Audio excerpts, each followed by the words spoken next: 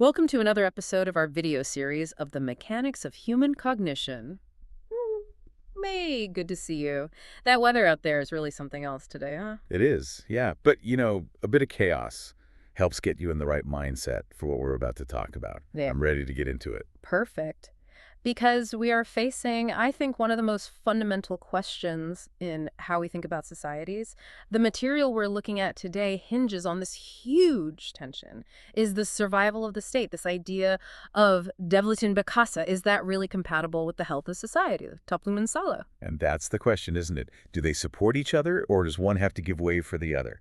And what we're seeing here is that the answer isn't really in grand political theories. It's in the observable things, the structures of power, how people comply, and maybe most importantly, this idea of cultural allegiance. Okay, so let's start with a really provocative point that's raised right at the beginning, this Yeah, geography of fear. There's a very sharp line drawn about where fear lives in different parts of the world. exactly. In some societies, the ones we often call developed, the public generally seems to fear the state, or at least its power to enforce rules. But in other societies, you see the opposite. The state almost seems to fear its own people. And that creates a totally different, much more fragile dynamic. So if people fear the police, for example, or the tax man, it suggests that the authority is real, it has teeth. I mean, look at the U.S. example that's brought up. The analysis points out that the state gives immense power to law enforcement, and it uses some pretty charged language, like Gestapo-like. And we have to be careful with that language, of course. But the argument being made is that this kind of overwhelming power is seen as necessary. Why? Because you're managing a huge, diverse, and, let's say, a highly individualistic population. The source even uses the word psychopathic, which is hyperbolic. But the point is, when everyone is chasing their own self-interest, law enforcement needs outsized power just to keep a baseline of order, to protect everyone else. But isn't there a risk there? If you give the state that much power, that much fear-inducing ability, aren't you just trading societal health for basic survival? You could be undermining the whole point of having a state in the first place. That is the perpetual tightrope walk. Always. But the perspective here is that a capable state, even one that you're a little afraid of, is a prerequisite for having any rights at all. Take the French example. You park illegally in Paris, the punishment is swift, it's expensive, it hurts. This strict power, even for something minor, is presented as proof that the state is a, quote, capable and developed organ. So the logic is, if the state can nail you for a parking ticket, it's strong enough to protect your fundamental rights. Precisely. The public fears the sanction, and that fear proves the system works. But here's the really interesting part, the paradox. Despite that fear, the French public is incredibly effective at pushing back against the state. They protest over a tiny pay cut, a small change to pensions, and they often win. The government backs down. How does that work? How can you have both that level of fear and that much effective protest? It seems like a contradiction. It shows their fear is rational. They respect the system's ability to punish them if they step out of line, but their challenge to the system is also disciplined and powerful. It's not just noise. It's dissent the state has to listen to. You can contrast that with places where you see protests all the time, but nothing ever changes. That suggests compliance isn't based on mutual respect for the system's power, but maybe just on inertia. Which brings up the question of how this all started. I mean, where did this specific mix of discipline and fear even come from? It's easy to fall for the simple story, that it all came from some sudden moment of enlightenment. Yeah, the material just throws that idea out completely. It says real changes are always the child of their time. They're driven by huge shifts. Things like income inequality, new technology. Just think about what AI is going to do. And these long, violent struggles over who gets the power. Right. And if you look at the Western experience, the discipline we see today, it didn't just appear out of some polite new law. No, not at all. It was forged over centuries of what the sources call primitive and bloody wars and great follies. I mean, think about the religious wars in Europe in the 16th, 17th centuries. Unimaginable violence. Neighbor killing neighbor over points of theology. That trauma was so deep that eventually the people just demanded a powerful state that could enforce secular laws just to stop the chaos. So the social contract wasn't some philosopher's bright idea. It was what people screamed for when they were exhausted from killing each other. Exactly. And the French Revolution is the ultimate example. It was a societal meltdown. The rights that came out of it, life, liberty, property, they weren't gifts, they were paid for with blood. The guillotine institutionalized terror, and that trauma created a collective memory, a deep fear in all future rulers of what the people could do. They learn the hard way how high the price of disorder really is. They learn discipline through consequences, generational loss. And that inherited memory, that trauma, it still shapes the culture today. Which brings us right to this idea of cultural self-perception. It's like the mirror image of state authority. And there's a really sharp critique here about cultural cynicism. It draws a contrast between the person who, buries their own country at every opportunity whenever they're abroad complaining about everything, and that anecdote about the Danish professor. Oh, that's a powerful one. The professor is openly saying his Viking ancestors were, and I'm quoting, murderers, rapists, and invaders. But then he says he is incredibly proud to pay his high taxes because the system works. He literally says, I regret nothing. He sees himself as a part of a functioning collective, a contributor. That really gets to the core of a difference in mindset, doesn't it? Do you see yourself as a working part of a system that delivers results, even if it's imperfect?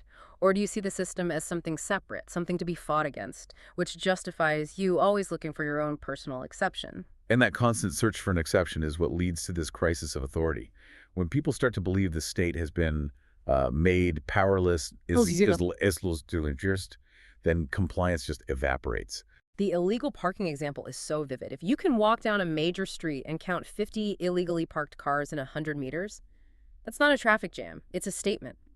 It's 50 people in that one moment who have zero fear and zero respect for the state's rules. And that lack of fear, this context, it's not freedom. It's the first step toward a kind of self-inflicted paralysis for society. When people see a rule, they don't think about discipline. They think about privilege. They'll block a lane of traffic, flip on their hazard lights, and say, oh, it'll just be 2 minutes. That belief that you have a right to an exception, a right to paralyze the collective for your own small benefit, that's what's described as a low level of being. It is. The idea is that this constant desire for special treatment, to be privileged like a cat, shows a lack of an internal moral compass. You only feel guilty if you get caught and penalized. And a society that only operates based on avoiding penalties instead of on shared self-discipline, well, it's doomed to be guided by a stronger hand. So if the people can't govern themselves from within, something has to impose order from the outside. Allegiance becomes inevitable. And that brings us to the concept of biat. Yes, allegiance, biat. It's a word that often has negative political connotations, but here it's presented as just a basic human instinct. We are at our core herd animals.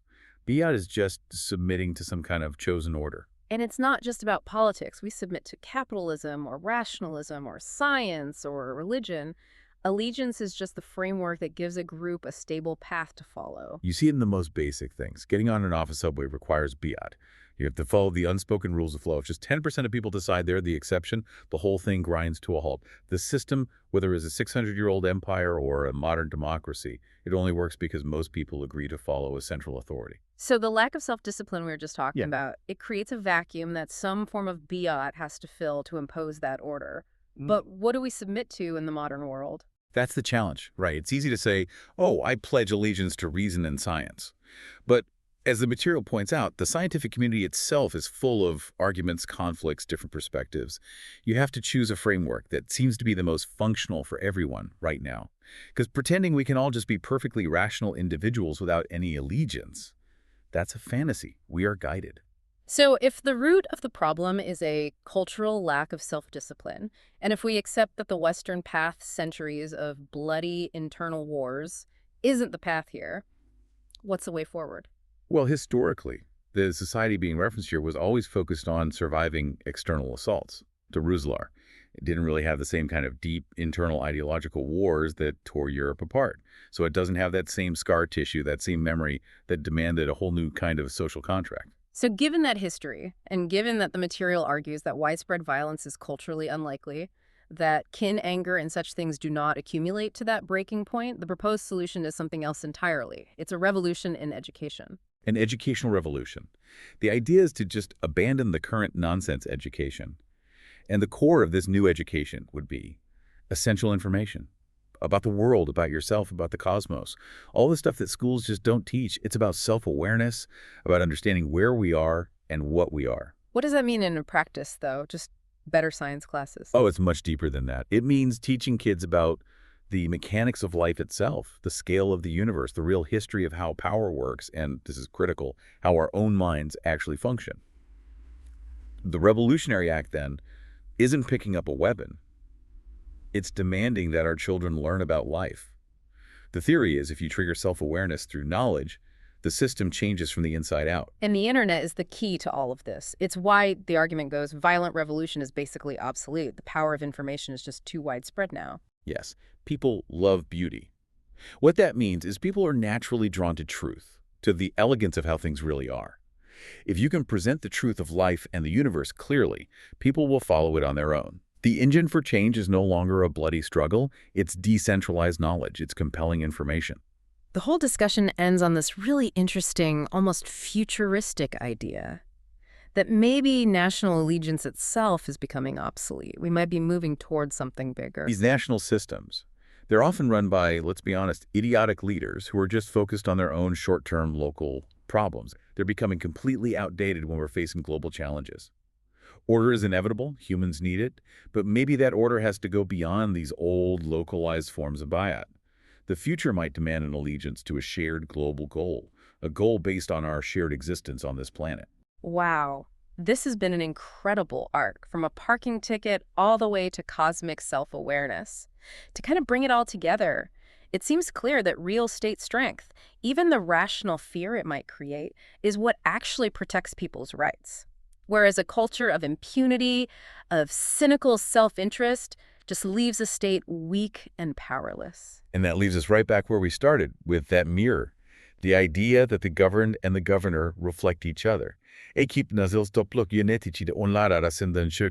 leaders we get emerge from our own habits, our own cultural demands. So you have to ask yourself, what habits of ours, what demands for constant privilege are we projecting onto the very structures we're criticizing? That's the question we all have to sit with. A really profound thought for you to carry with you. Thank you for walking us through all of that. It connects so many different levels of how we function. It was a pleasure. Always is.